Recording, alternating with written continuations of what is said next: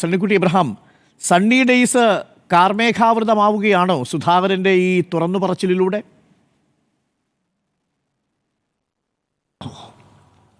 ഇപ്പോൾ രമേശ് ചെന്നിത്തല പറഞ്ഞത് അദ്ദേഹം എന്തെങ്കിലും പറഞ്ഞ് പാർട്ടി പ്രവർത്തകരെ വേദനിപ്പിക്കാൻ ആഗ്രഹിക്കുന്നില്ലെന്നാണ്. പക്ഷേ പ്രസിഡന്റ് സ്ഥാനത്ത് നിന്ന് മാറ്റിയത് സുധാകരന് വലിയ വേദന ഉണ്ടാക്കിയിരിക്കുന്നു എന്നാണ് നമ്മൾ ഇന്നത്തെ അദ്ദേഹത്തിൻ്റെ വിവിധ പ്രതികരണങ്ങളിൽ നിന്ന് മനസ്സിലാക്കാൻ സാധിക്കുന്നത്.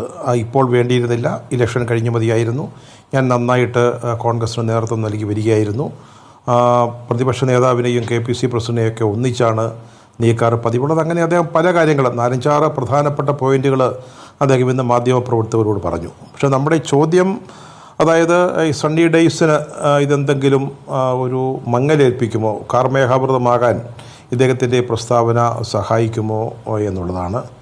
എനിക്കതിൽ ഒരൊറ്റ വാക്കിൽ ഉത്തരം നൽകാൻ സാധിക്കുന്നത് ഒന്നും സംഭവിക്കാൻ പോകുന്നില്ല എന്നുള്ളത് തന്നെയാണ്.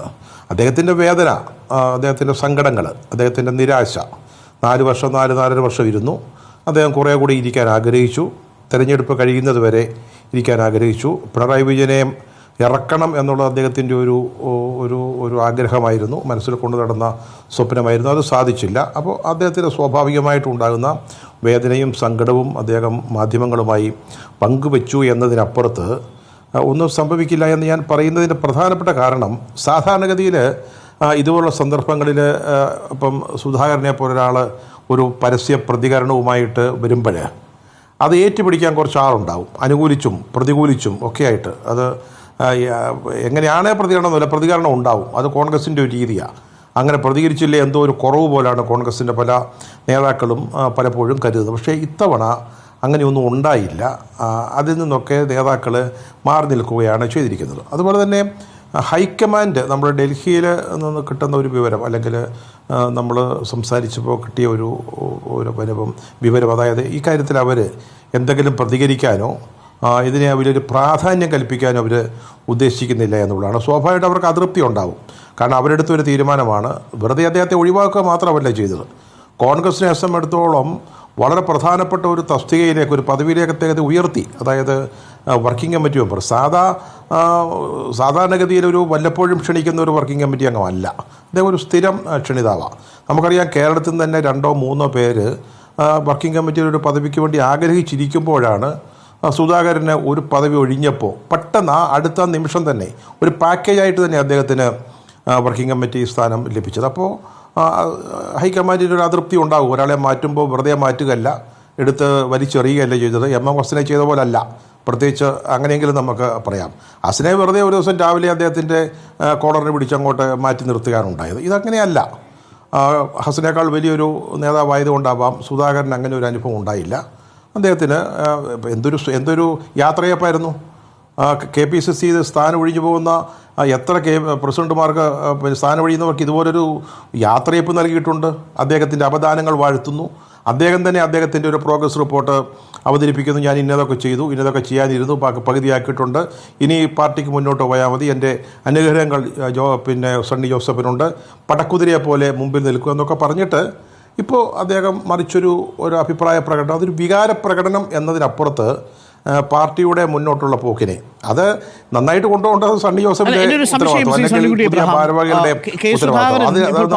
വിഷയമല്ല. എന്നെ ഇഷ്ടപ്പെടുന്ന കുറേ ആളുകളുണ്ട്, അവരും മതി, എനിക്ക് പാർട്ടിയുടെ അംഗീകാരമൊന്നും എനിക്ക് വേണ്ട, എൻ്റെ പ്രവർത്തനത്തിന് അതിൻ്റെ ആവശ്യവുമില്ല, ഞാൻ ഇവിടെ തന്നെ ഉണ്ടാവും, കണ്ണൂരിൽ തന്നെ ഉണ്ടാവും. അപ്പോൾ AICCയുടെ വർക്കിംഗ് കമ്മിറ്റി അംഗം എന്ന നിലയിൽ അദ്ദേഹത്തിന് മറ്റ് സംസ്ഥാനങ്ങളുടെ ചുമതല കൊടുക്കില്ല എന്നാണ് നമ്മളിപ്പോൾ മനസ്സിലാക്കുന്നത്. അപ്പോൾ ഡൽഹിയിൽ കാര്യമായിട്ടൊന്നും ചെയ്യാനില്ല എന്നത് ബോധ്യപ്പെട്ടതുകൊണ്ടുകൂടിയാണോ അദ്ദേഹം ഇങ്ങനെ പറയുന്നത്? പക്ഷേ അങ്ങനെ കേരളത്തിൽ തന്നെ ഞാൻ പ്രവർത്തിക്കും എന്ന് പറയുന്നത് തൻ്റെ പാർലമെൻ്ററി കോൺസ്റ്റിറ്റ്യുവൻസിയിൽ എന്നല്ല, നമ്മളത് ചോദിക്കുന്ന സമയത്ത് പറയുന്നുണ്ട് കേരളം ഒന്നാകെ ഞാനുണ്ടാവും എന്നാണ് പറയുന്നത്. അപ്പോൾ ആ അർത്ഥത്തിൽ എങ്ങനെയാണ് സുധാകരന് വർക്ക് ചെയ്യാൻ പോകുന്നത്? അങ്ങനെ വർക്ക് ചെയ്യാനുള്ളൊരു ആരോഗ്യവും സാഹചര്യവും ഒക്കെ ഈ സുധാകരനുള്ളതായിട്ട് താങ്കൾക്ക് തോന്നുന്നുണ്ടോ, ശ്രീ സണ്ണിക്കുട്ടി ഇബ്രഹാം? അല്ല, അദ്ദേഹത്തിന് ആരോഗ്യത്തിന് യാതൊരു പ്രശ്നവുമില്ല. അത് ചില ആളുകൾ നടത്തിയൊരു ഗൂഢാലോചനയുടെ ഫലമായിട്ട് ഉണ്ടായ ഒരു ചിന്തയാണ്. അദ്ദേഹം വളരെ പൂർണ്ണ ആരോഗ്യവാനാണ്.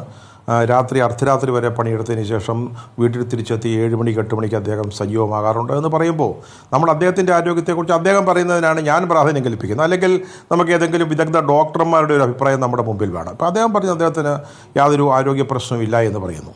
അദ്ദേഹം ഇപ്പോൾ വർക്കിംഗ് കമ്മിറ്റി മെമ്പറാണ്. അരുണേ, സാധാരണ എല്ലാ വർക്കിംഗ് കമ്മിറ്റി അംഗങ്ങൾക്കും അങ്ങനെ ഒരു സംസ്ഥാനത്തിൻ്റെ ചുമതല നൽകുന്ന പതിവില്ലെന്നാണ് ഞാൻ മനസ്സിലാക്കുന്നത്. ഇപ്പോൾ രമേശിനൊക്കെ ഉണ്ട്, അതൊരു ജനറൽ സെക്രട്ടറിയാണ് ഏൽപ്പിക്കുന്നത്. അല്ലാതെ ഒരു വർക്കിംഗ് കമ്മിറ്റി അംഗം നിങ്ങൾ ഇന്ന പശ്ചിമ ബംഗാൾ നോക്കിക്കോ അല്ലെങ്കിൽ മഹാരാഷ്ട്ര നോക്കിക്കോ അങ്ങനെയൊന്നും ഒരു ഏർപ്പാടില്ല. ചിലരെയൊക്കെ ചില പ്രത്യേക സാഹചര്യങ്ങളിൽ ചില ഉത്തരവാദിത്തങ്ങൾ ഏൽപ്പിക്കുന്നു. അപ്പോൾ ഒരു പ്രവർത്തക സമിതി അംഗമാകുക എന്ന് പറഞ്ഞാൽ കോൺഗ്രസിൻ്റെ നയപരിപാടികൾ തീരുമാനിക്കുന്ന അല്ലെങ്കിൽ ചർച്ച ചെയ്യുന്ന ഒരു വലിയൊരു ബോഡിയാണ്. അതൊരു ഡിസിഷൻ മേക്കിംഗ് ബോഡിയാണ്. അദ്ദേഹത്തിന് അതിൽ നന്നായിട്ട് പ്രവർത്തിക്കാൻ പറ്റും. അദ്ദേഹം MP ആയതുകൊണ്ട് അദ്ദേഹത്തിൻ്റെ യാത്രയ്ക്ക് സാധാരണ പ്രശ്നം ഉണ്ടാവില്ല. അദ്ദേഹത്തിന് ഡൽഹിയിൽ വീടുണ്ട്. അപ്പോൾ സ്വാഭാവികമായിട്ട് നമ്മൾ ഈ CPM-ലൊക്കെ പാർട്ടി സെൻറ്ററിൽ പ്രവർത്തിക്കുന്നു എന്ന് പറയുന്നത് പോലെ ഇവിടെ അങ്ങനെ ഒരു സമ്പ്രദായം ഇല്ലെങ്കിലും ഡൽഹി അദ്ദേഹത്തിൻ്റെ ഒരു പ്രവർത്തന കേന്ദ്രമാക്കി മാറ്റാവുന്നേ ഉള്ളൂ. കേരളത്തിൽ തന്നെ പ്രവർത്തിച്ചോളണമെന്നില്ലല്ലോ. പക്ഷേ ഡൽഹിയിലല്ല ഞാൻ പ്രവർത്തിക്കാൻ പോകുന്നതെന്നാണ് പറയുന്നത്. പറയുന്നത് ഇവിടെയാണ്, കേരളത്തിലാണ് ഞാൻ പ്രവർത്തിക്കാൻ പോകുന്നതെന്നാണ്. അല്ല അരുണെ വളരെ നല്ല കാര്യമാണ്. അദ്ദേഹം കൈവച്ച് അനുഗ്രഹിച്ചിട്ട് പടക്കുതിരയായിട്ട് മുമ്പിൽ നിൽക്കുമെന്ന് പറഞ്ഞാണ്. അദ്ദേഹം ഒരു പടക്കുതിരയായിട്ട് മുമ്പിൽ നിൽക്കട്ടെ. കോൺഗ്രസിന്റെ സണ്ണി ജോസഫിനും ഒക്കെ ഗൈഡൻസ്.